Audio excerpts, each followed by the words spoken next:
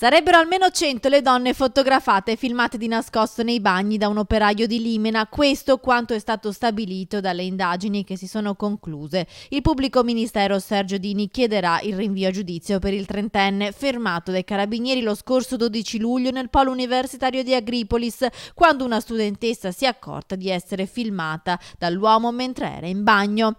Le indagini hanno appurato che l'operaio nell'arco di 18 mesi, armato di telefono cellulare, ha passato in rassegna le toilette dell'Università di Agripolis a Legnaro, dello IOV e del Decathlon di via Venezia a Padova, riprendendo senza le mutandine le ignare vittime. Quando è stato fermato dopo la segnalazione della studentessa, i carabinieri hanno sequestrato il cellulare e il computer, scoprendo così numerose cartelle dove il trentenne catalogava le vittime a seconda del luogo dove erano state riprese. Al momento il trentenne è stato raggiunto dalla misura restrittiva dell'obbligo di dimora nel comune dove risiede.